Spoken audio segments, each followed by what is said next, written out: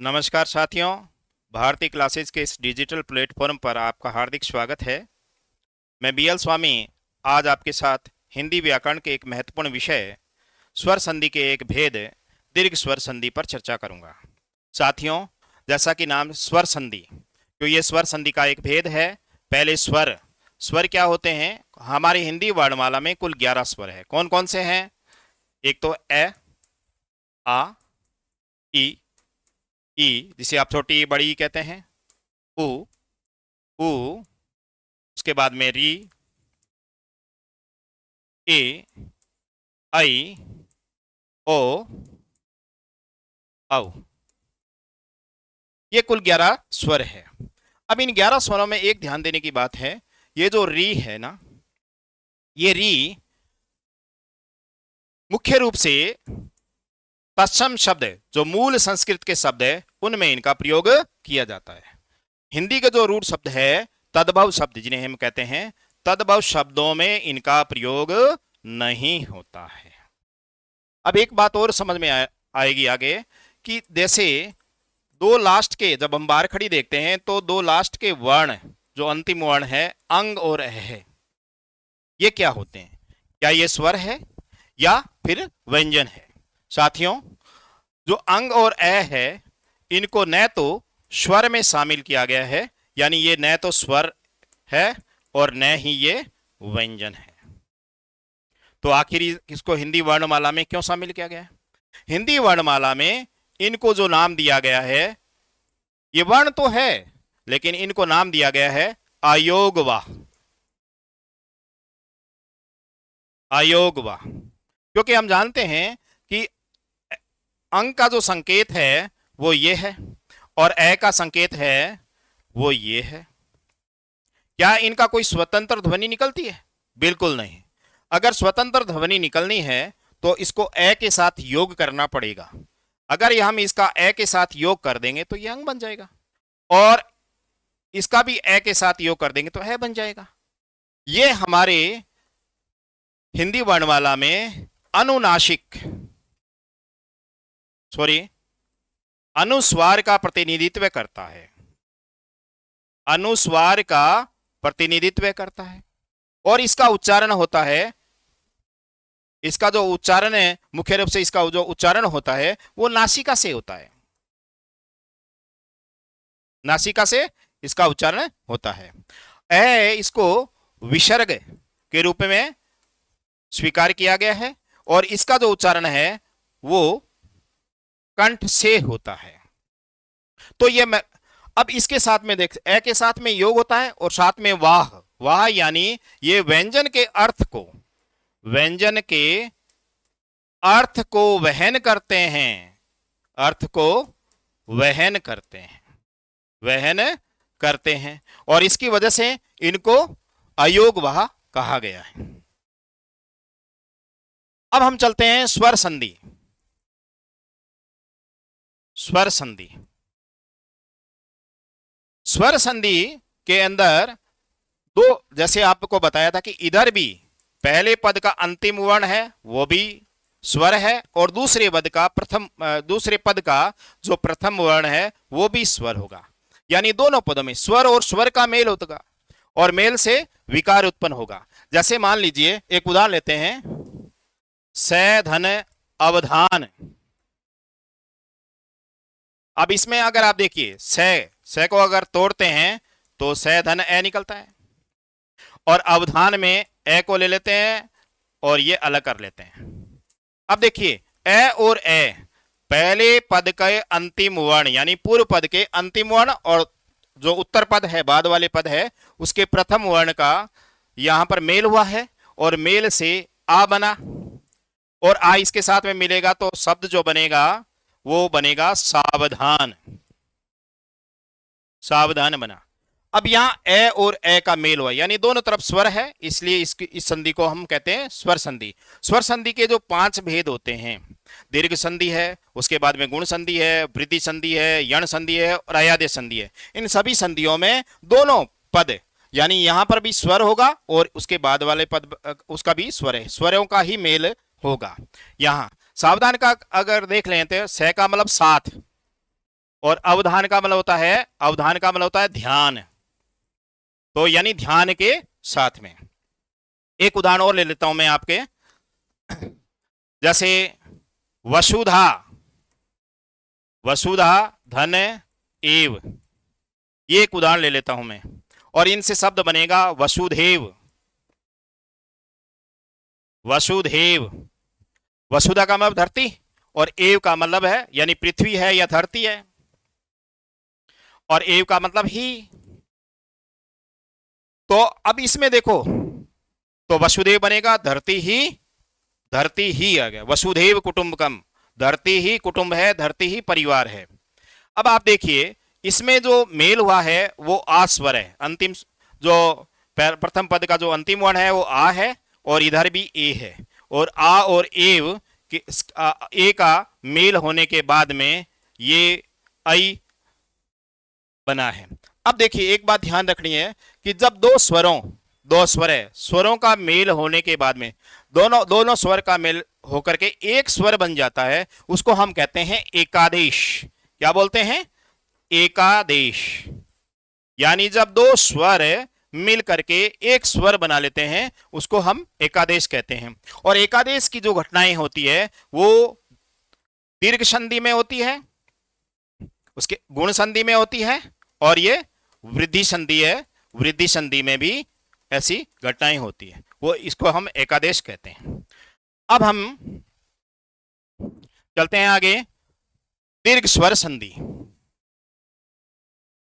दीर्घ स्वर संधि, साथियों दीर्घ अक्षर कौन से हैं? हमें दीर्घ नाम से ही पता चलता है कि ये दीर्घ संधि में क्या क्या बनेगा। देखिए ए और आ, ए और आ में दीर्घ अक्षर कौन सा है? आ है। और ई में दीर्घ कौन सा है? ई है। उ और ऊ में दीर्घ कौन सा है? ऊ है। इनका निर्माण होता है। एक बात और ध्यान देने वाली बात है कि संस्कृत में एक री, दो आते हैं, री और ये री छोटी, और इसको हम कहते हैं री बड़ी। इसमें हम क्या करते हैं, ये री लिख करके उसको नीचे ऐसे एक और बना देते हैं, तो ये दीर्घ री है। ये संस्कृत में प्रयोग होता है, लेकिन हिंदी में दीर्घ री के रूप में इसी को ही शामिल किया गया। यही लघु है और यही दीर्घ है, तो ये इसका निर्माण, इन चार का निर्माण है वो दीर्घ स्वर संधि में होता है। किस प्रकार होता है देखिए, सबसे पहले क्या है? आ। इसमें मुख्य रूप से जो घटनाएं होती है वो इस प्रकार है, देखिए ए और आ, इधर कोई भी आ जाए, ए आ जाए चाहे आ जाए, इधर भी ए या आ में कोई आ जाए, कोई स्वर आ जाए, तो निर्माण होगा दीर्घ का। दीर्घ क्या है इसमें? आ का निर्माण होता है। दूसरा जो है, दूसरी जो स्थिति है वो ई, और इधर ई या ई में कोई आ जाए तो ई का दीर्घ अक्षर जो है, दीर्घ वर्ण है ई है, उसका ही आता है, ये उसी बनता है। तीसरी जो स्थिति बनेगी, इधर चाहे ऊ आ जाए छोटा या बड़ा जिसको आप कहते हैं, या ऊ आ जाए तो ऊ का निर्माण होता है। इनके हम उदाहरण भी देखेंगे। और इधर देखिए चौथा है री, चाहे छोटी है चाहे बड़ी है, क्योंकि संस्कृत में बड़ी री का प्रयोग होता है और छोटी में केवल इसी री, एक ही री का प्रयोग होता है। तो इधर चाहे आप अपने लिख देते हैं री, री के साथ में अगर री का मेल हो जाता है तो ये री का निर्माण होता है। इस तरीके से ये चार स्थितियां हैं दीर्घ, इसको कहते हैं दीर्घ स्वर संधि। अभी इसमें क्या क्या घटनाएं होती है वो भी हम देखते हैं। सबसे पहले ये पहली घटना है ए धन आ, ए और आ के साथ में ए और आ का मेल, क्या बनेगा इसमें? आ। एक तो ये, अब इसमें चार तरह की स्थितियां पैदा हो सकती है। पहले वाले में इधर मान लीजिए इधर ए है और सामने वाले में इधर ए है और इधर सामने वाले ए ले लेते हैं, एक स्थिति ये हो सकती है। दूसरी स्थिति इसके साथ में इधर तो हमने ए ले लिया और इधर हमने आ ले लिया। तीसरी स्थिति है इधर हम आ ले लेते हैं और इधर ए, और इधर मान लीजिए हमने आ ले लिया और इधर भी हमने आ ले लिया। ये चार स्थितियां हैं। निर्माण क्या होगा? सभी में जो निर्माण होगा वो दीर्घ अक्षर आ का निर्माण होगा। यहां पर आ का निर्माण होगा। जैसे मान लीजिए एक हमने उदाहरण लिया था अभी, सै धन अवधान, क्या बनेगा? सावधान। सावधान बनेगा। दोनों तरफ ए है। एक हमने उदाहरण ले लेते हैं इसके, जल धन अर्णव। अर्णव क्या बनेगा? जलार्णव।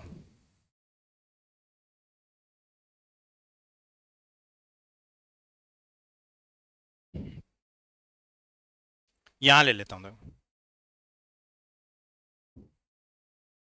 जल धन अर्णव। तो ए और ए मिलकर के इसमें ल में से ए निकलेगा और ए मिलकर जलार्णव बनेगा। जलार्णव। अर्णव का मतलब होता है सागर, तो ये जल का सागर हो जाएगा। इसी तरीके से आ और ए, जैसे मान लीजिए मुक्ता, मुक्ता धन अवली, तो क्या बन जाएगा? मुक्तावली। मुक्ता का मतलब मोती और अवली का मतलब पंक्ति, यानी मोतियों की कतार या मोतियों की पंक्ति। दोनों तरफ आ, जैसे ये कारा, कारा धन आवास। कारा का मतलब होता है कैद और आवास का मतलब होता है घर या भवन, तो क्या हो जाएगा? कारावास। तो ये चार स्थितियां बनती है इसमें। अब दूसरी स्थिति अपने देखते हैं। दूसरी हमारी स्थिति क्या थी? इधर ई आ जाए और सामने भी आ जाए। एक बात और महत्वपूर्ण है, वो यह कि जो दीर्घ स्वर संधि है उसको हम एक अन्य नाम से पुकारते हैं, वो है सवर्ण संधि। सवर्ण संधि क्यों कहते हैं? क्योंकि वही वर्ण सामने आ जाते हैं, एक जैसे वर्ण। एक जैसे वर्ण ही इनका जो मेल होता है वो एक जैसे वर्णों का मेल होता है। तो इसका दीर्घ स्वर संधि का एक अन्य नाम है सवर्ण संधि। ध्यान रखिएगा। अब इसकी चार स्थितियां बनती है। इधर मैं मान लीजिए ई ले लेता हूं और इधर भी ई ले लिया मैंने, इसको, इन दोनों को ले लिया। इधर मैंने ई ले लिया, इधर आप बड़ी ई ले लेते हैं। तीसरी स्थिति, इधर हमने बड़ी ई ले ली और इधर ये छोटी ई ले ली। और चौथी स्थिति है इधर बड़ी और इधर भी बड़ी। इन सभी स्थितियों में बड़ी का निर्माण होगा। इन सभी स्थितियों में बड़ी का निर्माण होगा और इनके बड़ी का यानी दीर्घ का निर्माण होगा, इसलिए हम इसको दीर्घ स्वर संधि कहते हैं। अब इनके उदाहरण भी ले लेते हैं अपने, इनके कुछ उदाहरण भी अपने ले लेते हैं। कौन कौन से उदाहरण? जैसे मान लीजिए गिरी, जैसे गिरी है, गिरी धन इंद्र, गिरी धन इंद्र, तो क्या बनेगा? इधर लघु ही है और इधर भी लघु है, और लघु मिलकर के दीर्घ का निर्माण कर लेंगे, तो क्या शब्द बनेगा? गिरीन्द्र, गिरीन्द्र बनेगा।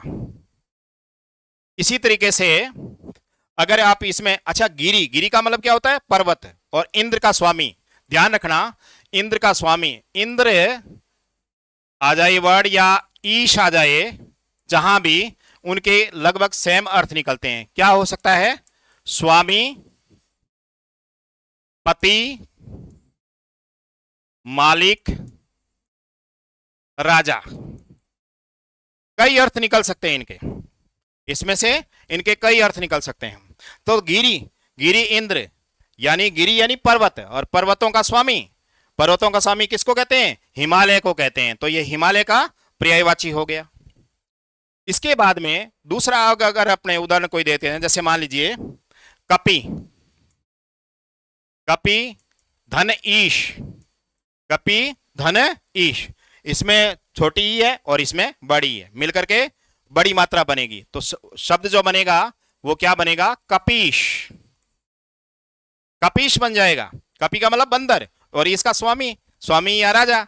तो बंदरों का राजा या बंदरों का स्वामी कौन है? दो के लिए प्रयोग होता है, ध्यान रखना। ये पर्यायवाची क्या है? ये एक तो है सुग्रीव, सुग्रीव थे, उनको वानर राज कहते थे, और हनुमान जी थे। तो ये इन दोनों का पर्यायवाची है कपीश। इसके बाद में दो ई, ये पहली ई बड़ी है और बाद वाली छोटी है। जैसे मान लीजिए एक वर्ड लेते हैं, शब्द लेते हैं मही और इंद्र, तो शब्द क्या बनेगा इनसे?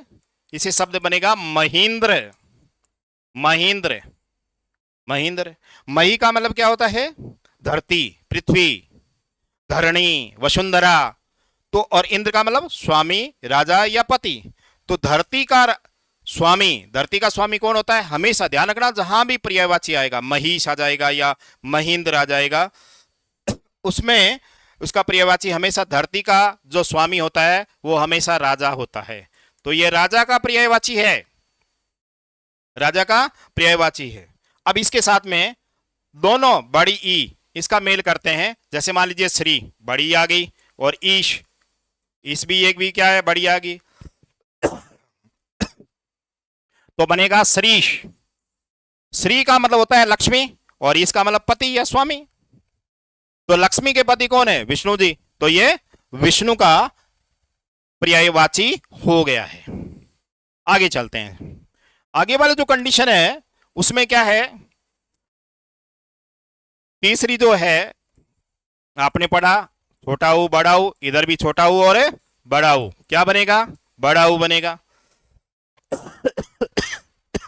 सॉरी। जैसे मान लीजिए इसके भी क्या कंडीशन बनेगी? एक तो ऊ, दोनों तरफ छोटा रख लेते हैं तो बड़ा ऊ बनेगा, इधर छोटा और इधर बड़ा तो भी बड़ा ऊ बनेगा, दीर्घ अक्षर बनेगा। इधर बड़ा ऊ और इधर छोटा ऊ तो भी बड़ा ऊ बनेगा, और इधर बड़ा ऊ और इधर भी बड़ा ऊ तो भी बड़ा ऊ बनेगा। अब जैसे मान लीजिए इसमें, जैसे मान लीजिए उदाहरण लेते हैं गुरु, गुरु में छोटा ऊ होता है, हमेशा ध्यान रखना, छोटा, छोटा ऊ, गुरु में छोटा ऊ लिखा जाता है, गुरु। और यहां पर लिख देते हैं उपदेश। तो ये ऊ और ऊ मिलकर के दीर्घ ऊ बनेगा, तो रू क्या हो जाएगा? बड़ा हो जाएगा, गुरुपदेश, गुरुपदेश बन जाएगा, गुरु का उपदेश हो जाएगा। अच्छा, अगर हम यहां जैसे मान लीजिए सिंधु, दूसरे का उदाहरण लेते हैं, सिंधु धन ऊर्मी, ऊर्मी, तो क्या बनेगा? सिंधूर्मी, सिंधूर्मी आ जाएगा। सिंधु का मतलब समुद्र, और नदी का नाम भी है सिंधु, और उर्मी का मतलब होता है लहर, लहर। तो ये समुद्र की लहर या उसका एक पर्यायवाची, या आप जो वाक्यांश के लिए एक शब्द। मैंने आपको कहा था कि केवल आप संधि ही नहीं सीखते, संधि के साथ साथ वाक्यांश के लिए एक शब्द, पर्यायवाची, इसके साथ में तत्सम और तद्भव शब्द, इसके साथ में उपसर्ग और प्रत्यय, और इसके समास और समास विग्रह करना भी सीखते हैं। इसलिए संधियों को हमेशा आप बड़ी गहराई के साथ में, बड़े ज्यादा अभ्यास के साथ में सीखिए। तो अपने अब आगे क्या है कि जैसे बड़ा ऊ और छोटा ऊ है, तो उसका भी एक उदाहरण ले लेते हैं। जैसे मान लीजिए चमू, चमुधन उत्साह, तो इधर क्या आ गया? छोटा ऊ आ गया, इधर आ गया बड़ा ऊ, तो मिलकर के बड़ा बनेगा, दीर्घ बनेगा, तो चमुत्साह बनेगा, चमुत्साह बनेगा, ये शब्द बनेगा। चमू का मतलब होता है सेना, सेना, और सेना का उत्साह, ये इसका पर्यायवाची बनेगा। उसके बाद में आगे है, दोनों तरफ क्या है कि बढ़ाऊ है। तो जैसे मान लीजिए सरयू, सरयू एक नदी का नाम है जो अयोध्या सरयू नदी के किनारे है।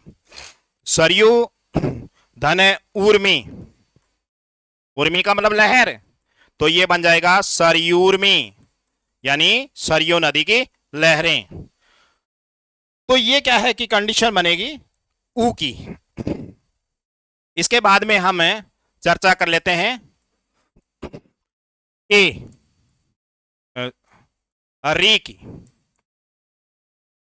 इधर भी री और इधर भी री। संस्कृत में क्या होता है, संस्कृत में तो दीर्घ री बनती है, यानी ये दीर्घ री है वो बनती है, लेकिन हिंदी में हमने स्वीकार किया है इसको ये लघु री, तो आप इसको दीर्घ री नहीं बनाएंगे। ठीक है, जैसे मान लीजिए एक उदाहरण लेता हूं, पितृ, पितृ धन ऋण। तो यहां पर क्या है, री की मात्रा है और इधर भी री की मात्रा है, तो वर्ड जो शब्द बनेगा वो पितृण बनेगा। पितृण।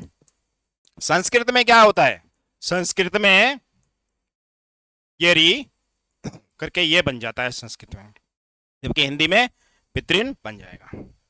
तो ये क्या है, कुल 4 स्थितियां हैं। स्वर संधि के अंदर एक आ का निर्माण करना है, छोटी बड़ी मिला करके बड़ी का निर्माण करना है, और ऊ, छोटा ऊ और बड़ा ऊ मिला करके बड़े को निर्माण करना है, और री का री मिला करके इस री का निर्माण करना है। अब आते हैं थोड़े अभ्यास पर। साथियों, मैंने आपको कहा है कि संधि का आप ज्यादा से ज्यादा अभ्यास करो। मैं कुछ आपके सामने उदाहरण लेकर आया हूं आपके, और ये पिछली कई परीक्षाओं में इसमें से प्रश्न आए हुए हैं, इसलिए उनको शामिल किया गया है। फटाफट करते हैं, चलते हैं। साथियों, जैसे मान लीजिए आपने ये पहले जन धन अर्दन, तो क्या बन जाएगा, फटाफट बोलिए साथ में, जनार्दन, जनार्दन बन जाएगा। जन का मतलब होता है लोग और अर्दन का मतलब होता है पीड़ा या मुक्ति। तो लोगों को मुक्ति या पीड़ा दिलाने वाले कौन है, जनार्दन। इसके उत्तर, इसका बन जाएगा उत्तरार्ध। उत्तरार्ध, उत्तर का मतलब बाद में, यहां का उत्तर के कई अर्थ, उत्तर दिशा का नाम है, उत्तर का मतलब जवाब है, और उत्तर का मतलब बाद में।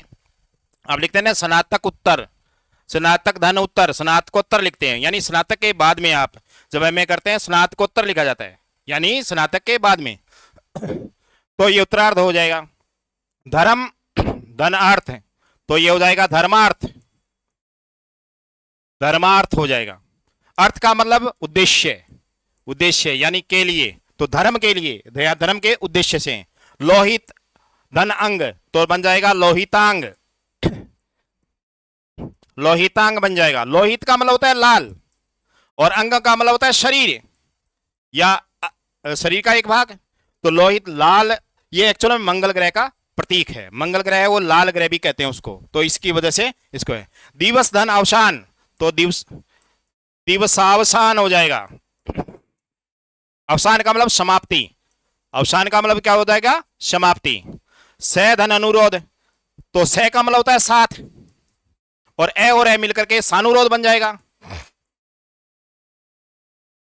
अनुरोध का मतलब विनय, विनय के साथ में या अनुरोध के साथ में। सह धन अवधि, अवधि का मतलब तो सावधि बन जाएगा, सावधि, एक निश्चित अवधि के साथ हो जाएगा। सुकान अन्वित, अन्वित यानी युक्त, अन्वित का मतलब है युक्त, तो शोक से युक्त, तो शोकान्वित हो जाएगा, शोकान्वित हो जाएगा। अब है जठर धन, जठर का मतलब होता है पेट, जठर का मतलब होता है पेट। अग्नि यानी अनल आग, तो जठराग्नि हो जाएगा, जठराग्नि हो जाएगा। स्व अधीन, स्व मीन स्वयं का, और अधीन का मतलब नियंत्रण, नियंत्रण, स्वयं के नियंत्रण में, तो क्या बन जाएगा, स्वा स्वाधीन बन जाएगा। सर्व अधिक, तो बन जाएगा सर्वाधिक। अल्प, अल्प का मतलब थोड़ा, अंश का मतलब भाग है, तो अल्पांश बन जाएगा, अल्पांश। शश धन अंक, तो शशांक, शशांक हो जाएगा। शश का मतलब होता है खरगोश, और अंक का मतलब होता है गोद, खरगोश जिसकी गोद में हो। ये चंद्रमा का पर्यायवाची है, ध्यान रखना। चंद्रमा को देखने पर ऐसा लगता है कि चंद्रमा में जो आकृति बनती है वो खरगोश की बनती है, तो ऐसा इसलिए। हिम धन अद्री, तो हिमाद्री, हिमाद्री हो गया। अद्री का मतलब होता है पर्वत, और हिम का मतलब होता है बर्फ, तो बर्फ का पर्वत किसका पर्यायवाची है? ये है हिमालय का। जल धन अर्णव, तो ये जलार्णव हो जाएगा, जलार्णव हो जाएगा। और मैंने आपको पहले बताया कि अर्णव का मतलब सागर, तो जल का सागर है। चक्र धन अंग, चक्रांग, चक्रांग हो जाएगा, और जिसके अंग चक्र के समान है, ये अपने चकवा पक्षी है, चकवा पक्षी है जिसको चक्रवाक भी कहते हैं या हंस कहते हैं, उसका पर्यायवाची है, ध्यान रखना। श्रद्धा चंद्र और अर्क, तो चंद्रार्क, चंद्रार्क हो जाएगा। अर्क का मतलब होता है सूर्य, तो ये चंद्र और सूर्य दोनों का एक साथ में हो जाएगा। श्रद्धा अवनत, तो क्या बन जाएगा? श्रद्धा वनत। अवनत का मतलब झुका हुआ, अवनत का मतलब क्या होता है? झुका हुआ, तो श्रद्धा से झुका हुआ। जीव धन अश्म, तो बन जाएगा जीवाश्म। अश्म का मतलब होता है पत्थर, जब कई वर्षों तक, अरबों खरबों वर्ष तक कोई जीव पत्थर पर दब जाता है तो उसका जीवाश्म अंकुर वो अंकित हो जाता है पत्थर पर, उसकी आकृति, तो उसको हम जीवाश्म कहते हैं। दास अनुदास, दासानुदास, दासानु दास, यानी इसका मतलब होता है दासों का दास। प्रधन अर्थी, प्रार्थी, प्रार्थी, प्रधन अर्थी, अर्थी का मतलब इच्छुक, तो प्रार्थना करने का इच्छुक यानी प्रार्थी हो गया। पक्व धन अन्न, तो पकवान। ध्यान रखना साथियों, शब्द शुद्धि में इस शब्द को प्रयोग करते हैं बहुत बार। हम मिठाइयों की दुकान पे जाते हैं, क्या लिखा होता है? पकवान। एकदम गलत है। पक्वे का मतलब होता है पका हुआ, और अन्न हो गया, तो पका हुआ अन्न है उसको पकवान। पकवान की सही जो शब्द है वो ये है। पथ्य, पथ्य किसको कहते हैं? जो भोजन बहुत ही अच्छा हो शरीर के लिए, शरीर और मन के लिए अच्छा हो, लाभकारी हो, इसको पथ्य बोलते हैं। इसको हम रोगी के भोजन को भी कहते हैं, क्योंकि रोगी का भोजन ऐसा हो जिस स्वास्थ्य के लिए अच्छा हो। और अपथ्य जो आपके लिए हानिकारक हो, जो तामसिक वृत्ति का, तामसिक प्रवृत्ति का भोजन हो। तो इन दोनों को, दोनों एक दूसरे के विपरीत है, तो इससे बनेगा शब्द, इससे जो शब्द बनेगा वो पथ्या पथ्य बनेगा, ध्यान रखना। इसके बाद में मध्य और अहन, तो क्या बन जाएगा? मध्यान्ह, या इसको ऐसे भी लिख सकते हो, मध्यान्ह। अहन का मतलब होता है दिन, इसको आप ऐसे भी लिख सकते हो, इसका मतलब होता है दिन, यानी दिन के मध्य में, यानी दोपहर। ये दोपहर का पर्यायवाची हो जाएगा, दोपहर का ये पर्यायवाची हो जाए, जैसे पूर्वान, मध्यान्ह ऐसे यूज में लेते हैं अपने। अब उसके बाद में है पाद धन अंबु, तो बन जाएगा पादांबु, पादांबु हो जाएगा। पाद का मतलब पैर और अंबु का मतलब जल, पैरों का जल, यानी चरणामृत, जो हम देवताओं के चरण धोकर के यूज में लेते हैं, वो उसको है पादांबु कहते हैं। खासकर ये पूजा की दृष्टि से, आध्यात्मिक दृष्टि से शब्द बना है। पद धन अरविंद, पद का मतलब पैर, अरविंद का मतलब होता है कमल, तो ये पा, ये सो शब्द बनेगा पदारविंद, पदारविंद बनेगा।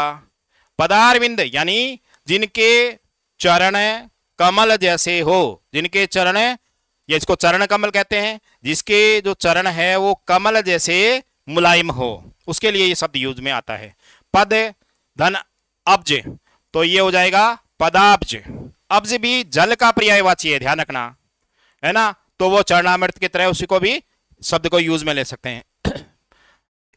नित्या नित्य, इसे नित्या नित्य वर्ड बनेगा, नित्या नित्य बनेगा।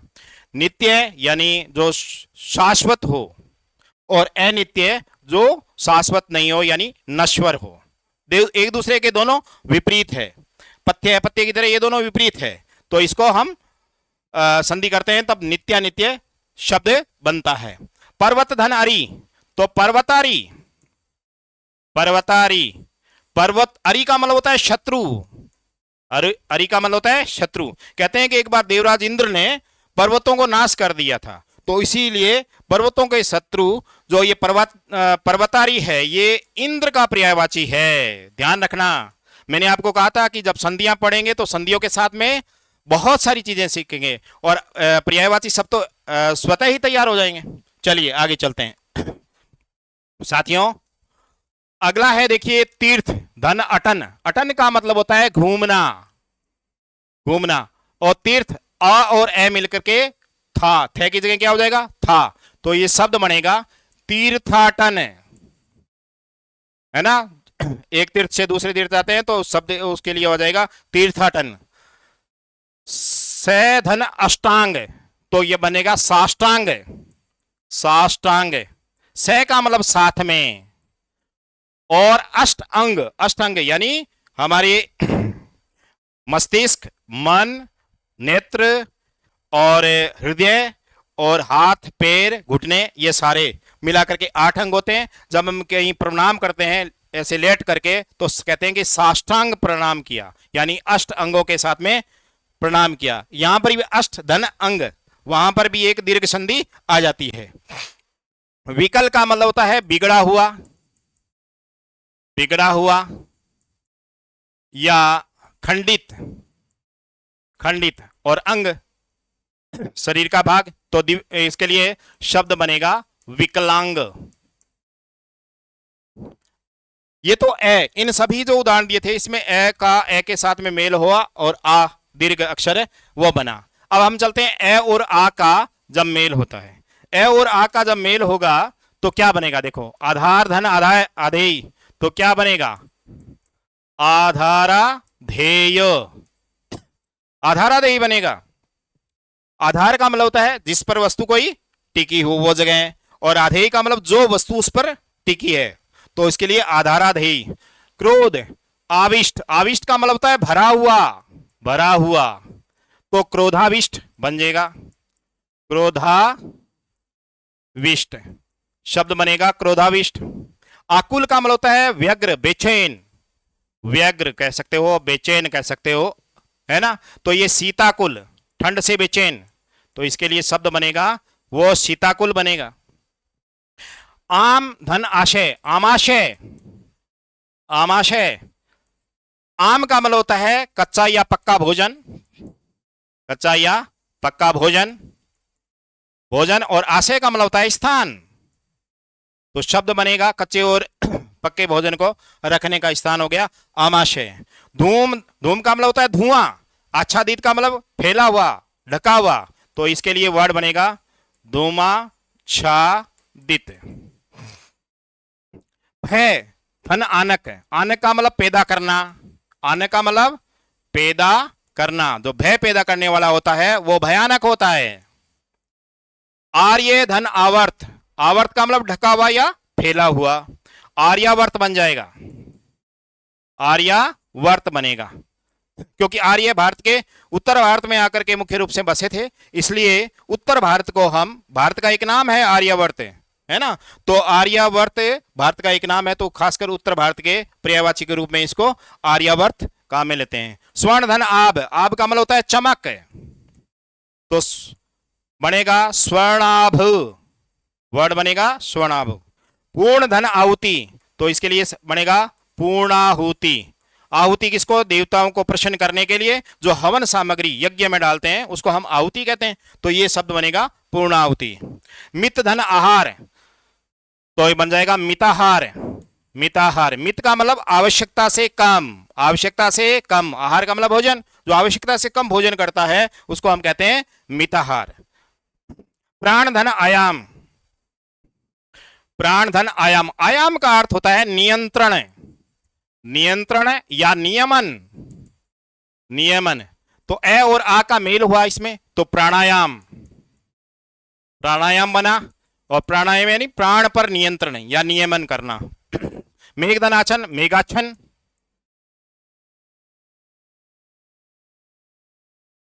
ये बनेगा मेघाच्छन, मेघाच्छन बनेगा। मेघ यानी आच्छन का मतलब ढका हुआ। सौभाग्य आकांक्षी, आकांक्षी यानी इच्छा रखने वाला, तो क्या बनेगा सौभाग्याकांक्षी।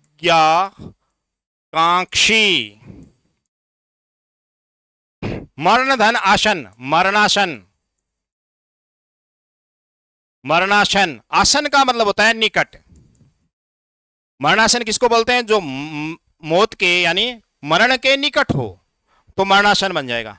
अकार धन आदि, तो इसमें भी ए और आ, तो अकार आदि, अकार आदि बनेगा। अकार किसको कहते हैं, देखो जो शब्द है ए के साथ में, ध्यान रखना, जो शब्द है वो ए से शुरू होते हैं। जैसे मान लीजिए एक शब्द है अमित या अशोक, इन शब्दों को, इनका जो आरंभ है वो ए के साथ में है, तो उनको हम कहते हैं अकार। और अकार धन आदि, आदि का मतलब आरंभ, आदि का मतलब क्या होता है आरंभ। जो अकार से आरंभ हो तो उसको हम अकार आदि कहते हैं। कुश धन आसन, तो क्या बनेगा कुशासन, कुशासन। कु का मतलब देखिए इसके दो अर्थ भी निकलते हैं। कुश का अर्थ है घास, एक प्रकार की घास है, इसको हम घास है, इसको हम कहते हैं घास है, उसको हम कहते हैं डाब, यानी एक प्रकार की घास है। और घास इसका आसन हो, बैठने का स्थान आसन है, तो ये कुशासन है, यानी घास का आसन हो सकता है। यहां एक अर्थ होता है कु, कु का मतलब होता है बुरा, बुरा, बुरा होता है, तो बुरा शासन भी हो सकता है। हास्य धन आस्पद, आस्पद का देखिए इसमें भी ए है, इधर भी आ, ये सारे उदाहरण है ए धन आ के उदाहरण है। आस्पद का मतलब होता है पात्र या स्थान। हास्य यानी हंसी का पात्र, बनेगा शब्द हास्यास्पद। ध्यान रखना इसमें बहुत त्रुटि करते हैं विद्यार्थी। हास्यास्पद, तो हास्यास्पद है ये, यानी मजाक का, हंसी का पात्र बन गया, हास्यास्पद स्थिति हो गई, यानी हंसी जैसी स्थिति हो गई। विवादास्पद है, वही सेम ही आएगा, विवादास्पद हो जाएगा। इसके साथ में पित्त धन आशय, तो पिताशय हो जाएगा। पिता से आशय का मतलब स्थान, जहां पर पित्त, पित्त का निर्माण होता है, वो पिताशय हो गया। जल धन आशय, तो जलाशय, जलाशय आशय का मतलब स्थान, तो जल जहां रखा जाता है वो आशय हो गया। ठीक है, आगे है जन धन आकांक्षा, जन आकांक्षा, कांक्षा यानी जन यानी लोग, लोगों की आकांक्षा क्या है, इच्छा क्या है, तो इस पर आ गया। अब आगे चलते हैं। कुसुम धन आकर को कुसुमाकर, कुसुमाकर कहते हैं। देखिए कुसुम का मतलब होता है पुष्प और आकर का मतलब होता है खजाना। अब इसका प्रयोग देखो कई होंगे, एक तो है कुसुम यानी फूलों का खजाना, फूलों का खजाना। एक तो आता है बगीचे का, ध्यान रखना, बाग के लिए आता है। और दूसरा वसंत ऋतु, जो वसंत है, वसंत ऋतु है वो भी नई कॉम्प्ले नए पुष्प लेकर आती है, तो वसंत ऋतु का पर्यायवाची भी कुसुमाकर है। आगे आकुल, आकुल का मतलब विच्छिन्न, तो शोकाकुल हो जाएगा, शोकाकुल हो जाएगा। प्रेम धन आसक्त, आसक्त यानी डूबा हुआ, तो प्रेम में डूबा हुआ, प्रेमासक्त। कंटक धन आकीर्ण, आकीर्ण का मतलब ढका हुआ या फैला हुआ, कंटकाकीर्ण। ध्यान रखना है इस शब्द को, बहुत सारे लोग इसमें त्रुटि करते हैं। कंटकाकीर्ण, कांटों से ढका हुआ या कांटे फैले हुए। शयन धन आगार, आगार का मतलब देखिए, आगार का मतलब होता है घर या भवन, मुख्य रूप से घर है, तो शयन वाला घर है, शयनागार हो जाएगा, शयनागार हो जाएगा। शस्त्र का शस्त्रागार हो जाएगा, शस्त्रागार यानी शस्त्र रखने की जगह या भवन है। कार्य धन आलय, आलय का मतलब ही घर होता है, तो कार्य करने का घर है नहीं, तो ये बन जाएगा कार्यालय, कार्यालय। तो ये जो है वो ए और आ के मेल से बने हुए संधि पद है। आगे चलते हैं, कुछ और कर लेते हैं। मेघधन आलय, तो क्या बन जाएगा? मेघालय। आलय का मतलब घर, मेघ का घर हो जाएगा। चिरधन आयु, चिर का मतलब होता है लंबे समय, लंबे समय से, आयु लंबी आयु हो जिसकी, तो चिरायु हो जाएगा। अल्प यानी कम, अल्पायु हो जाएगा। तुषार, तुषार का मतलब होता है पाला, तुषार का मतलब ओले भी होते हैं, बर्फ भी हो सकता है, और ओस की बूंदे भी हो सकता है, ओस की बूंद है वो भी हो सकता है। तो तुषाराछन, आछन में ढका हुआ,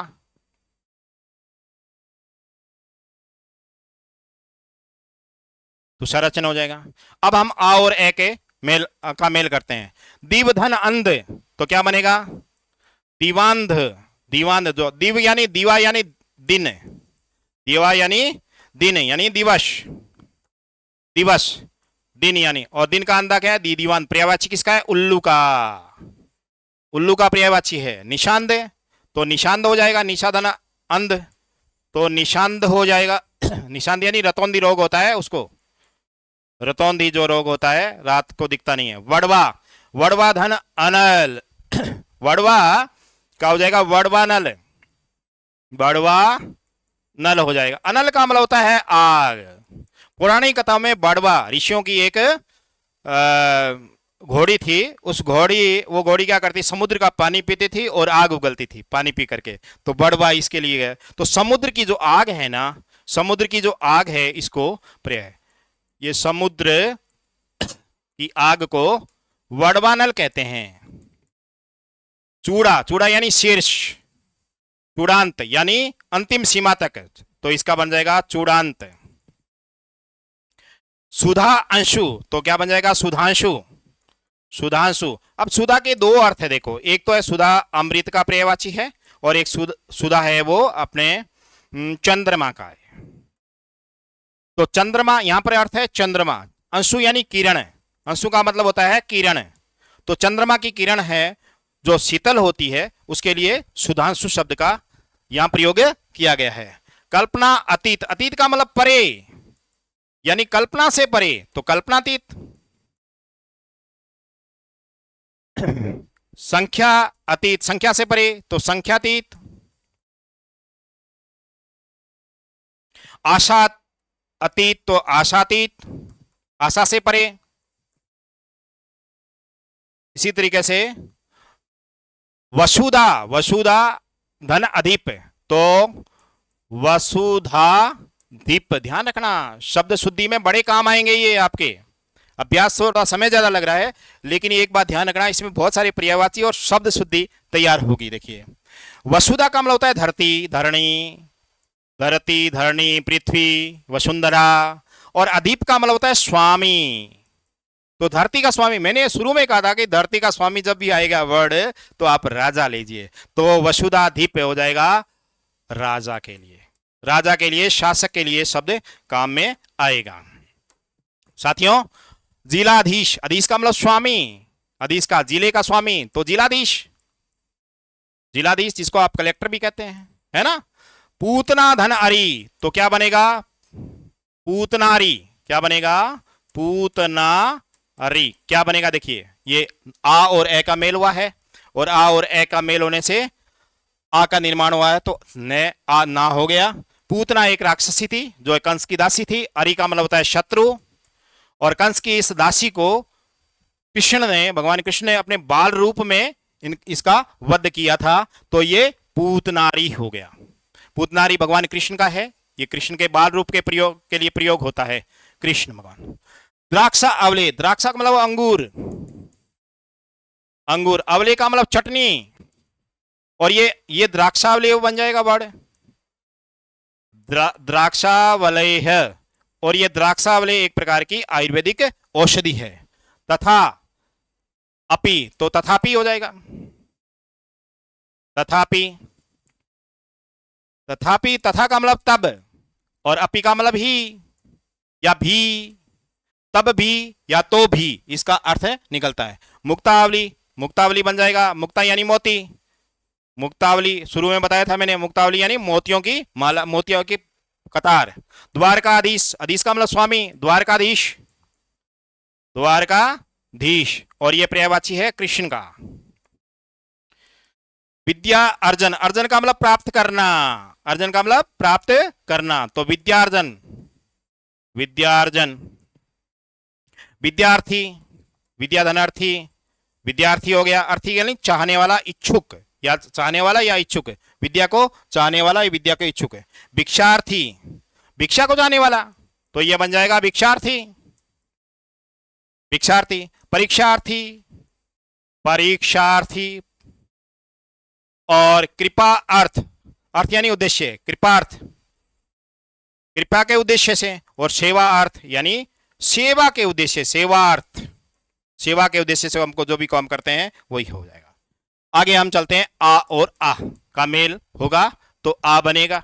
अब देखिए यहां पर वार्ता धन आलाप, आलाप का मतलब होता है कथन, और वार्ता का मतलब बात, बात जो कही आपने तो उसको बोलते हैं वार्तालाप, वार्तालाप हो जाएगा। क्षुधा, क्षुधा का मतलब होता है भूख, और आर्त का मतलब होता है व्याकुल, पीड़ित, या आप इसको सही शब्द लेंगे पीड़ित, पीड़ित लेंगे तो भूख से यानी पीड़ित होता है, क्षुधार्त बोलते हैं इसको। संधि करेंगे तो बन जाएगा क्षुधा, क्षुधार्त, ये शब्द बनेगा। चलिए आगे अभ्यास करते हैं।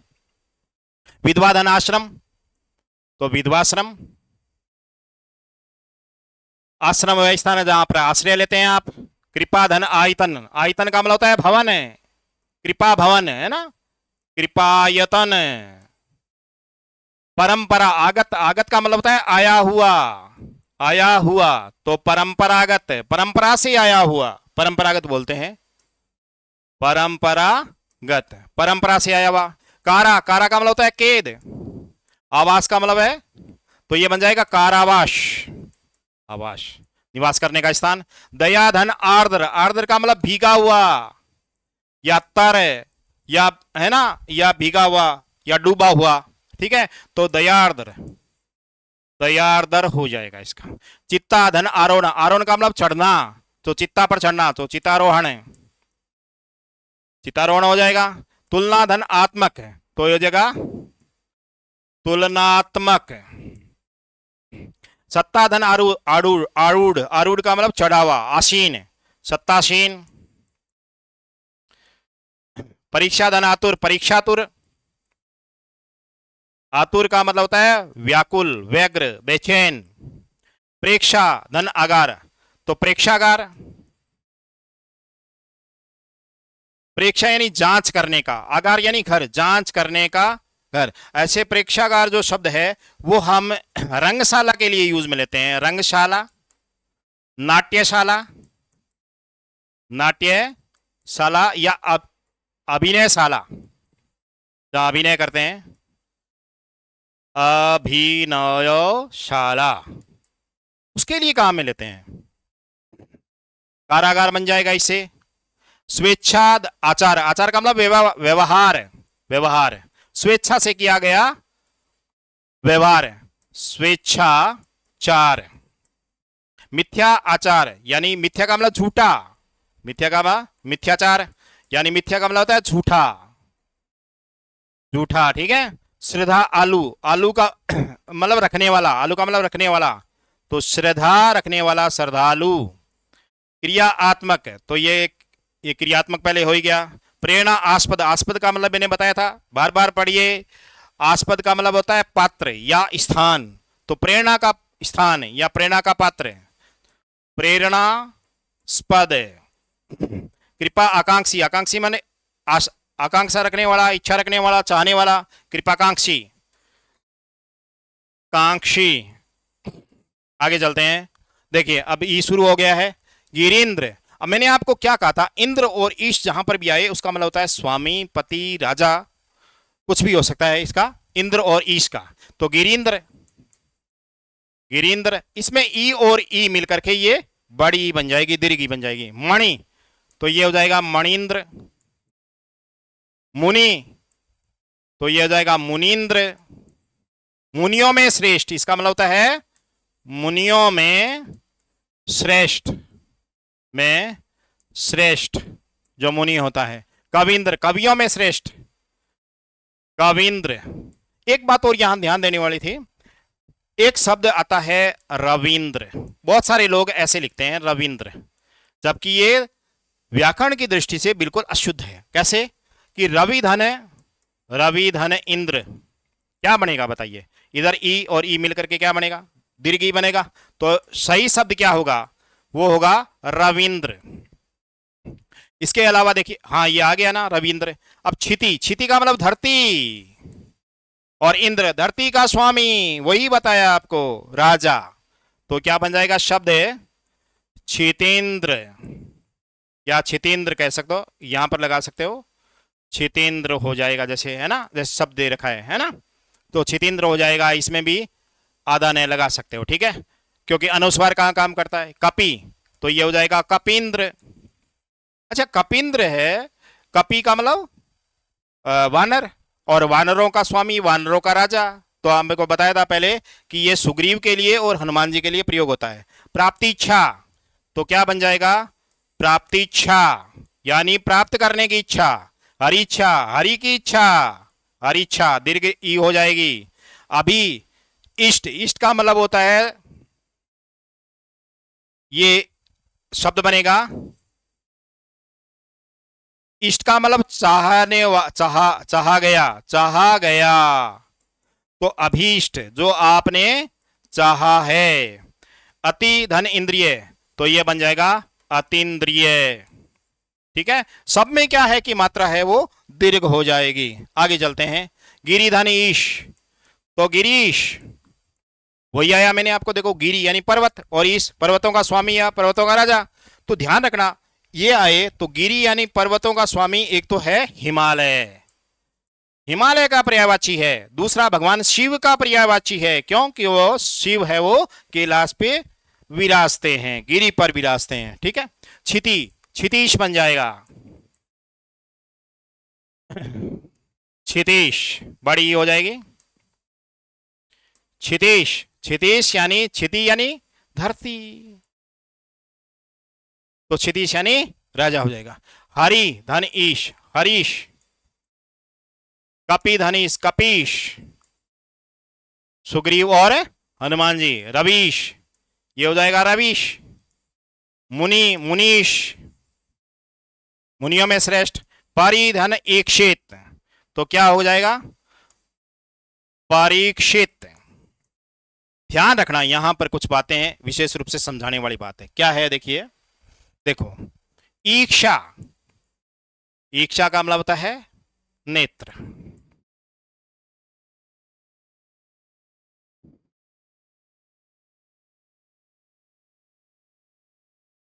और जांच, जांच। ठीक है, इक्षित यानी नजर डाला हुआ, नजर डाला हुआ, या जांच किया हुआ, जांच किया हुआ। ईक्षण यानी नजर डालने की प्रक्रिया, नजर डालने की प्रक्रिया हो जाएगा, या जांच की प्रक्रिया हो जाएगी, जांच की प्रक्रिया हो जाएगा। ईक्षक, ईक्षक है, ये ध्यान रखने, ध्यान देने वाली बात है।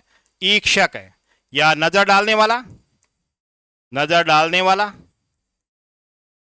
या जांचने वाला, जांचने वाला हो जाएगा। इस तरह कई शब्द और बनेंगे। ठीक है, आगे आएंगे बता दूंगा मैं, आप देखा। परीक्षा, तो इसका शब्द बनेगा परीक्षा। परी का मतलब चारों ओर, इच्छा का मतलब नजर, चारों तरफ नजर डालना ही परीक्षा है। वीक्षा, विशेष रूप से, वी का मतलब विशेष रूप से, विशेष रूप से नजर या आकलन किया हुआ, यानी इच्छा यानी नजर डाली हुई, जांचा हुआ या आकलन किया हुआ। तो वीक्षा शब्द बनेगा वीक्षा, ये हो जाएगा वीक्षण। वीक्षण है, ईक्षण का मतलब जांच की प्रक्रिया या नजर डालने की प्रक्रिया। इसका हो जाएगा परीक्षण है, अधीक्षण है, अधीक्षण। इस शब्द में बहुत बार त्रुटि होती है। अधि का मतलब अधीनस्थ, अपने नीचे के लोगों को जांचने की प्रक्रिया अधीक्षण कहलाती है। अधीक्षक, तो ये हो जाएगा अधीक्षक, यानी अधीक्षक का मतलब जांचने वाला, ईक्षक का मतलब होता है जांचने वाला, अधि अपने अधीन जितने लोग हैं उनको देखने वाला।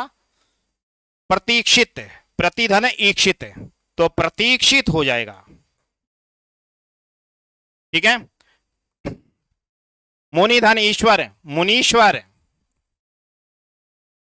अधिधन ईश्वर, अधीश्वर, कवीश्वर। आप जितना ज्यादा अभ्यास करेंगे उतनी बढ़िया है। कपीश्वर, तो इस तरीके से ये बनेगा। आगे हम लेते हैं, देखिए नदी धन इंद्र, तो नदींद्र। देखिए एक बात ध्यान रखनी है, नदी और इंद्र, इंद्र का मतलब स्वामी, राजा या पति। तो नदींद्र स्वामी, नदियों का स्वामी कौन है? वो सागर होता है, समुद्र होता है, समुद्र या सागर या महासागर होता है, क्योंकि नदियां हैं वो सारी आगे जाकर के समुद्र में मिलती है। करी धन इंद्र, तो करिंद्र हो जाएगा। एक बात, करी का मतलब होता है हाथी, करी का मतलब होता है हाथी, हाथियों का स्वामी यानी हाथियों का राजा, हाथियों का देवता, हाथियों का स्वामी कौन है? ऐरावत। ध्यान रखना, ऐरावत है वो देवराज इंद्र का वाहन है। ऐरावत एक हाथी का नाम है, तो ऐरावत का ये पर्यायवाची है। फणी, फणींद्र हो जाएगा, फणींद्र हो जाएगा। अरे फणी का मतलब होता है सांप, सांप, तो सांप का, फणी यानी सांप, सांपों का राजा, सांपों के राजा के लिए दो शब्द काम में आते हैं। एक तो आता है आपके वासुकी, वासुकी नाग है, एक शेष नाग है, शेष नाग है। इनको भगवान शिव के गले में है और एक भगवान विष्णु की छत्र छाया करते हैं, तो शेषनाग है। सुधी, सुधींद्र, ये हो जाएगा सुधींद्र। सुधी का मतलब बुद्धि, बुद्धियों में जो श्रेष्ठ होता है। सची, सची क्या है? एक्चुअल में इंद्र की पत्नी, जो इंद्राणी, इंद्राणी का नाम है, तो सचिन इंद्र आएगा इसमें, तो ये सचिंद्र बन जाएगा, सचिंद्र हो जाएगा। सचिंद्र एक्चुअल में इंद्र का ही पर्यायवाची है, क्योंकि सची के जो पति है यानी स्वामी यानी पति है वो देवराज इंद्र है, तो इंद्र का ये पर्यायवाची है सचिंद्र। मही, मही का मतलब धरती, बार बार याद कीजिए, मही का मतलब धरती, धरती का स्वामी क्या होता है? हमेशा राजा होता है, तो राजा का पर्यायवाची बनेगा, शब्द बनेगा महेंद्र। लक्ष्मी धनिच्छा, तो लक्ष्मी इच्छा, लक्ष्मी इच्छा हो जाएगा। और महती, महती का मतलब बड़ी, बड़ा, बड़ा, और इच्छा, बड़ी इच्छा को हम कहते हैं महतीच्छा हो जाएगा। तो ये शब्द बनेंगे इसमें। आगे चलते हैं। श्री धन ईश, देखो दोनों ही ई है, बड़ी है और बड़ी बड़ी मिलकर के दीर्घ ई का निर्माण करते हैं, तो यह बनेगा श्रीश। श्रीश मैंने पहले आरंभ में बताया था, श्री का मतलब लक्ष्मी होता है, लक्ष्मी के ईश यानी पति यानी स्वामी, विष्णु जी का प्रियवाची है ये। सती, सती किसकी पत्नी का नाम है? सती है आप शिवजी, शिवजी की पहली पत्नी का नाम सती, पार्वती ने अवतार लिया था, तो यहां क्या है? सतीश जो वर्ड है वो सतीश शिव भगवान का पर्यायवाची है। मही, धरती, वही महिष, महिष किसका हो गया? राजा का हो गया, महिष राजा का पर्यायवाची होगी। रजनी धन ईश, तो रजनीश, रजनीश। अच्छा, रजनी यानी रात, रजनी यानी रात, रात का स्वामी चंद्रमा का पर्यायवाची है, ध्यान रखना, चंद्रमा का पर्यायवाची है। लक्ष्मीश, तो लक्ष्मी मी धन लक्ष्मीश हो जाएगा, और ये विष्णु जी का पर्यायवाची है। नदीश, नदीश हो गया, नदियों का स्वामी, तो समुद्र का पर्यायवाची, समुद्र का पर्यायवाची हो। करी धनीश, करीश हो गया, करीश यानी, करी का मतलब हाथी, फिर बता देता हूं आपको, हाथी, हाथियों का स्वामी ऐरावत। चंडी, चंडी यानी दुर्गा, अब दुर्गा का ईश यानी स्वामी पति, तो चंडीश बनेगा, और ये शिव भगवान का पर्यायवाची है। धरणी यानी धरती, धरणीश बन जाएगा, धरणीश। और ये हो गया राजा का पर्यायवाची, शासक का। नदीश्वर, तो नदीश्वर है ये आपके हो गया समुद्र का। और फणीश्वर, इससे बनेगा फणीश्वर, जो कि सांपों का स्वामी या सांपों का जो देवता है, वो जो वासुकी और शेषनाग के लिए काम आता है। आगे चलते हैं। देखिए ऊ और ऊ मिलकर के बड़ा ऊ बनाते हैं। इसमें ये छोटा ऊ है, छोटा ऊ और बड़ा ऊ बनेगा। कैसे? भानुदय, भानुदय बनेगा। भानु, भानु का मतलब होता है सूर्य, सूर्यो का उदय, सूर्य, सूर्य है सूरज, सवित्र, तो भानुदय यानी सूर्य का उदय है। विधु, विधु का मतलब होता है चंद्रमा, चंद्रमा का उदय, तो विधुदय हो जाएगा, धू बड़ा हो जाएगा, विधुदय। उसके बाद में गुरु धन उपदेश, तो गुरु उपदेश, देखिए ऊ और ऊ, ये छोटा ऊ है, गुरु में हमेशा छोटा ऊ आता है, ये भी छोटा ऊ है, तो बड़ा दीर्घ गुरुपदेश हो जाएगा, गुरु का उपदेश हो जाएगा। सु, सु का मतलब अच्छी, और उक्ति का मतलब कथन है, तो अच्छी उक्ति, सूक्ति बनेगा, है ना, सूक्ति बनेगा। गुरु, गुरुक्ति हो जाएगा, गुरुक्ति हो जाएगा। कटु यानी कठोर, कड़वी, कठोर, कठोर हो जाएगा, कठोर उक्ति, तो कटुक्ति हो जाएगा, बड़ा दीर्घ हो जाएगा। लघु धन उत्तम, तो ये हो जाएगा लघु उत्तम, लघु यानी उत्तम यानी श्रेष्ठ, और लघु छोटों में श्रेष्ठ।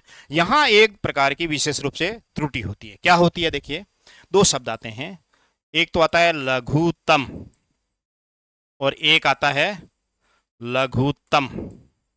देखिए दोनों शब्दों में अंतर है। तम का देखिए इसमें, ये यहां पर इसमें कोई संधि नहीं है। तम का अर्थ होता है सबसे, सबसे, तो इसका अर्थ क्या हो जाएगा? सबसे लघु यानी सबसे छोटा।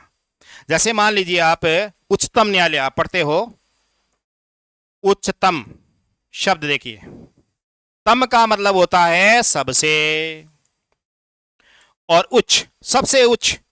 भारत के अंदर सबसे उच्च यानी ऊंचा, सबसे बड़ा जो न्यायालय है वो उच्चतम न्यायालय है, तो उच्चतम, यहां पर तम का ध्यान रखना इसमें। और इसमें उत्तम है, इसमें उत्तम शामिल है, तो यहां देखिए उत्तम में, उत्तम का मतलब श्रेष्ठ, और लघु यानी लघु में श्रेष्ठ, लघुतम हो जाएगा। और इसमें होगा सबसे छोटा, इसका अर्थ होगा सबसे छोटा। सबसे, लघु का मतलब होता है छोटा, सबसे छोटा। लघुतम इस शब्द का अर्थ है सबसे छोटा, और इसका है छोटों में श्रेष्ठ, छोटों में उत्तम। आगे साधु धन उक्ति, तो क्या बन जाएगा? साधुक्ति। साधु का मतलब सज्जन व्यक्ति, सज्जन व्यक्ति है, तो सज्जन व्यक्ति के द्वारा कही गई बात, उक्ति यानी कही गई बात है, वो साधुक्ति कहलाती है। मनुधन उपदेश, मनुपदेश, मनुपदेश। अनुधन उदित, अनुदित, ध्यान रखना उदित, इसमें उदित है। यहां पर दो वर्ड आते हैं जिनको आप विशेष रूप से ध्यान देने की बात है, वो देखिए आप क्या है। विद्यार्थी अक्सर ये इसमें त्रुटि करते हैं। देखिए एक ये आया वर्ड आपने अनुदित, देखो अनुदित इसमें, और एक है अनुदित, ये दोनों वर्ड ले लेता हूं मैं। एक तो शब्द बनता है जैसे अनु, देखिए दोनों में अंतर क्या आ रहा है, देखिए अनुदित, ये एक में उ छोटा है, एक में बड़ा है। अब देखिए यहां पर ये आएगा,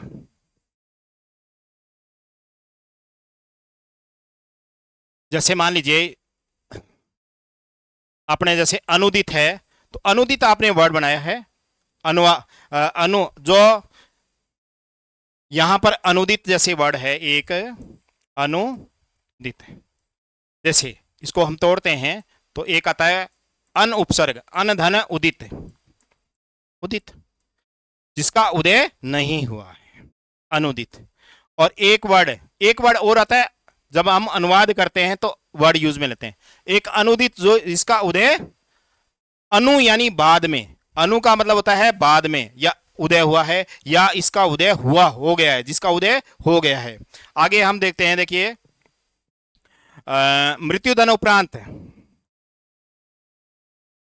मृत्यु धन उपरांत है, मृत्यु के बाद में। तो देखिए मृत्यु उपरांत ऐसे लिखा जाता है। बहुत सारे विद्यार्थी इसको ऐसे लिख देते हैं, मृत्यु परांत। देखिए कितनी त्रुटि है आपके, है ना, है ना। अब इसके बाद में साधु धन उवाच, उवाच का मतलब कहना, तो क्या बन जाएगा, साधु वाच। और एक है अनुत्तर, अनुत्तर। चलिए आगे लेते हैं। सिंधु धन ऊर्मी, देखिए क्या बनेगा, सिंधूर्मी। ऊर्मी का मतलब होता है लहर, और सिंधु का मतलब होता है समुद्र, सागर या नदी का नाम है। तो सिंधु यानी सागर की लहरें। आगे है लघु धन ऊर्मी, तो यह हो जाएगा लघुर्मी, यानी छोटी लहर। उर्मी का मतलब लहर, छोटी लहर। चलिए आगे चलते हैं। भानु धन ऊर्ध्व, क्या बनेगा, भानुर्धव। ये स्थिति कैसे आती है, कब आती है, ये स्थिति आती है दोपहर को। ऊर्ध्व का मतलब लंबवत, जब सूर्य यानी भानु, भानु का मतलब होता है सूर्य, सूर्य जब एकदम लंबवत होता है, ऊर्ध्व होता है, तो इसको हम भानुर्धव कहते हैं। अंबुधन ऊर्मी, अंबूर्मी। अंबु का मतलब होता है पानी, जल, और जल की लहर। आगे हम पढ़ते हैं छोटा बड़ा ऊ और छोटा ऊ मिलकर के बड़ा ऊ बनाते हैं। जैसे भू, यह है भूत सर्ग। एक्चुअल में भूत सर्ग का जो अर्थ होता है वो हमारी सृष्टि के निर्माण में के लिए होता है। सृष्टि या जीव जंतु के निर्माण से, निर्माण के लिए भूत सर्ग शब्द का प्रयोग किया जाता है। सरयू उदक, तो क्या बन जाएगा, सरयूदक। एक बात ध्यान रखना, उदक का मतलब होता है जल, और सरयू नदी, सरयू नदी का जल, उदक। एक बात ध्यान रखना, उदक है, उदक एक जल का पर्यायवाची है, लेकिन इसका प्रयोग जब हम किसी का मतलब तृपण करते हैं या अपने हथेलियों में जल भर करके और चढ़ाते हैं यानी तर्पण करते हैं, तब इसका जो जल है उसका नाम विशेष रूप से पर्यायवाची में उदक यूज में लिया जाता है। तो सरयूदक, सरयू नदी का जल से तर्पण करना, है ना। वधु धन उत्सव, वधूत्सव, वधूत्सव। तो वधु के आगमन पर जो उत्सव किया जाता है उसको हम वधूत्सव कहते हैं। वधुलास, वही, अब वधुलास वही हो जाएगा।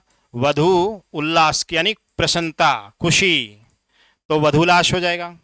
वधुक्ति, वधु के द्वारा, उक्ति का मतलब कथन है, तो वधुक्ति, वधुक्ति हो जाएगा। भू धन उद्धार, उद्धार का मतलब होता है उसको सुधार करना, उद्धार का मतलब होता है सुधार करना, तो भूधार हो जाएगा, भूधार। भू ऊपरी, ऊपरी माने ऊपर वाली, ऊपर, है ना। ऊपरी का मतलब होता है ऊपर, ऊपरी का मतलब होता है ऊपर। तो भू यानी भूमि, पृथ्वी उसका ऊपरी भाग है, जैसे भू परी हो जाएगा, बड़ा दीर्घ बन जाएगा। चमु धन उत्साह, चमुत्साह। चमु का मतलब होता है सेना, क्या होता है, सेना, सेना का उत्साह। भूधन उत्थान, तो ये हो जाएगा भूत्थान।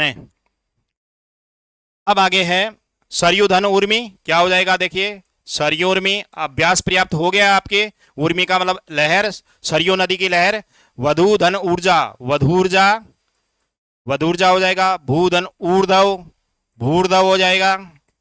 वधु धन उक्ति उर्मी, तो ये वधूर्मी, वधूर्मी, है ना, वधूर्मी। जब दुल्हन विवाह होकर के आती है तो उसकी मन में या उसकी जैसे रिश्ता पक्का हो जाता है तो उसके मन में ऐसी लहरें आती है कि मेरे एक परिवार मिलेगा, है ना, वो कई सपने देखती है और वो तरंगें उठती है, और उसी को हम वधूर्मी के शब्द के रूप में काम लेते हैं। भूष्मा, भूधन उष्मा, भूष्मा। आगे है, देखिए ये अंतिम है, और इसमें देखिए आप री और दीर्घ री मिलकर के, उनके बिल्कुल सामने मिलकर के री का, देखिए यहां पर दीर्घ री भी हो सकता है। संस्कृत में क्या होता है, दीर्घ री बनता है, लेकिन हिंदी के अंदर हमने एक ही री को स्वीकार किया है। जैसे पितृ, पितृधन ऋण, क्या बनेगा, पितृण। संस्कृत में क्या बनेगा, पितृण, ठीक है। तो पितृ यानी पिता का ऋण, ठीक है। स्वश्री, स्वश्री यानी स्वश्री यानी बहन, भगिनी, बहन, बहन का ऋण जो कर्ज है तो स्वश्ऋण हो जाएगा, स्वश्ऋण हो जाएगा। जामात्री, जामात्री यानी जामाता, जामाता का मतलब होता है दामाद, दामाद ऋकारांत शब्द है। जामात्री तो क्या बनेगा, ये हो जाएगा जामातृण। भ्रातृ, भ्रातृ यानी भ्रातृण, भ्रातृ यानी भाई, भ्रातृधन ऋण का भ्रातृण हो जाएगा। मातृधन ऋकार, मातृकार हो जाएगा। और होत्री, होत्री के साथ में ऋकार लगेगा तो होत्रीकार, होत्री मतलब होता, होता यानी जो हवन सामग्री यज्ञ का अनुष्ठान करवाने वाले। इसके अलावा बहुत सारे एक और भी शब्द है, जैसे कर्त्री, कर्त्री यानी करने वाला, दात्री यानी देने वाला, है ना, है ना। तो ऐसे बहुत सारे शब्द है।